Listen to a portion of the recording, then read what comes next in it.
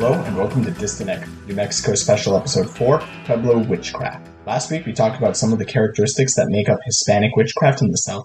We're just going to keep rolling with Pueblo Witchcraft. Before I really get into the actual subject matter itself though, I want to give some disclaimers. I'm talking about 19 distinct settlements with distinct cultural groups throughout. This is not a comprehensive overview of Pueblo Witchcraft on a Pueblo-by-Pueblo basis. This is more just a generic overview of some of the shared characteristics across all of the Pueblos. We're going to have to very briefly dip our toes into Pueblo cosmology. We're going to generalize quite a bit just to keep things somewhat simple. There's a belief that there's a universal spirit that permeates everything and that it can be influenced. Evil, as far as the Western sense of the word exists, is poorly defined, if at all. They do have, I will use the words evil from time to time to describe the type of magic, just for lack of a better term. But if you were to divide their magical world into a spectrum, on one end you'd have the religious leaders of the Pueblo. These would be something like your war leaders who perform good, quote-unquote, good magic to benefit everyone. While on the other side you have the witches who are performing their magic to benefit themselves at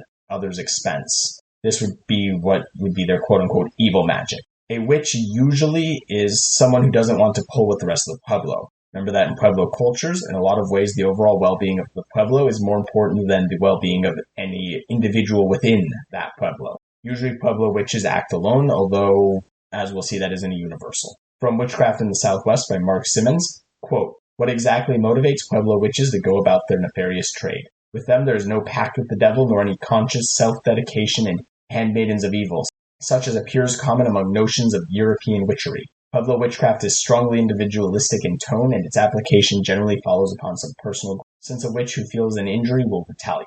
Revenge, envy, or simple spite are motives that move witches to commit harm. Jealousy, too, may cause them to persecute some innocent person. Once a good man was appointed governor of his Pueblo by the Council of Elders and given the customary black cane as his symbol of office. The same night his family was awakened by a great commotion on the roof and realized with horror that witches were dancing over the spot where the new governor was sleeping. Apparently they frolicked with such intensity that the cane hanging in the wall shook and joined in the dance. The members of the family knew without question this was a death ritual, and notwithstanding that the man was a tubercular, his passing that night was charged to the witches. They had been jealous of his honor." End quote. Let's start with the traits that belong to witchcraft and their methods. Witches get the blame for bad weather, disease, and any other existential.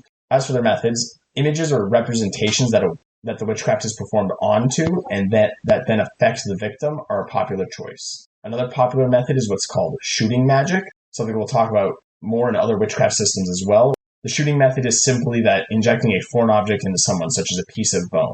An incantation is used over this object that makes it fly at high speeds into the victim. Sometimes a doll can be used to witch a person instead, or sometimes you have to put it in a bag. There's a few different ways this can be described. But either way, you somehow, through magic, make a projectile inject itself into someone who then makes them sick. So for the foreign object, it can often be sucked out of the afflicted area. This is usually done by cutting the victim's skin and sucking out the object. Once the object is removed, the victim should get better. Beyond this, a witch can steal someone's heart, which can then be taken back in a religious ceremony where a group of priests will go out to retrieve the soul. From Witchcraft in the Southwest, Mark Simmons gives a good example. Quote, "In the Curacao Pueblos, medicine men of the Healing Society paint their faces red and black, dressed only in a breechcloth, appear at the patient's bedside to smoke, sing, pray, make sacred matter in a bowl, and massage the body after rubbing their hands with ashes. When they discover some foreign object, they suck it out and spit it into a clay bowl." End quote. I just want to interject real quick. This is also the traditional cure for shooting magic, as we just talked about. Anyway, continuing on, quote, "If the doctors conclude the heart has been stolen by witches, they announce their intention to find and retrieve it. To accomplish this, they leave the sick chamber armed with flint, knives, and bare amulet protection and disappear into the darkness. Forced to travel far, the medicine men may leave the ground and fly through the air. Once the witches are discovered, a momentous battle ensues, and occasionally the evil ones temporarily get the upper hand. In such cases, they overpower their opponents by blowing a foul breath in their faces and tying them up with baling wire. The doctors are having a bad time of it in the fight. They are allowed to seek refuge in the nearest church to renew their strength. Usually, though, they emerge victorious, capture a witch, and take him home, where he is shot full of arrows by the war chief. As evidence of their fierce struggle, their bodies may be smeared with blood or soot.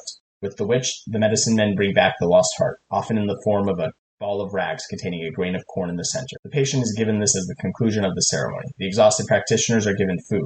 chili stew, bread, and coffee, and baskets of cornmeal by the patient's relatives as a payment for their services. Sometimes epidemics are ascribed to witches, either one working alone or groups getting together to gamble away human souls. The epidemic is then caused to allow one of the witches to collect those souls. Egg whites can also be witched and can even kill infants if it touches the soft part of the head. Much like other groups in the Southwest, witches can turn into animals for their malicious purposes. If wounded in these forms, the human body will have the same wound as the animal form. The exact method of and options for transformation vary from pueblo to pueblo. Passing through rings to transform is a common method, though. Sometimes witches can also become flashes of light or balls of fire. Unlike Western witchcraft, which focuses more on cats as animals associated with witchcraft, some pueblos have snakes associated with witchcraft, although owls and crows are also popular choices. Finally, witches are associated with caves in the night.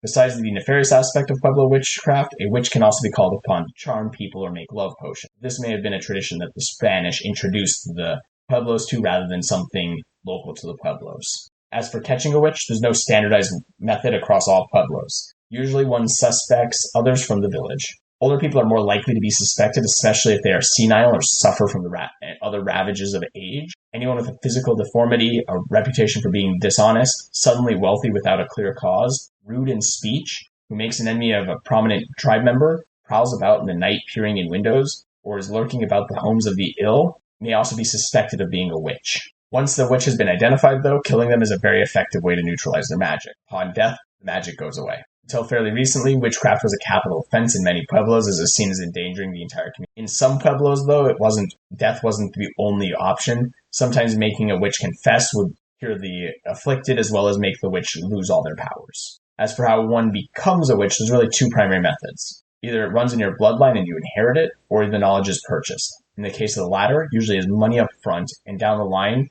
the neophyte witch will have to sacrifice a close relative. This is another common theme we'll see throughout witchcraft among the Native Americans of the Southwest. Curing a case of witchcraft can be done one of several ways. In shooting magic, it's, as we discussed, the sucking out method. Another popular method is that the witch can be identified and made to confess or killed. That's about all I have for Pueblo witchcraft at a high level.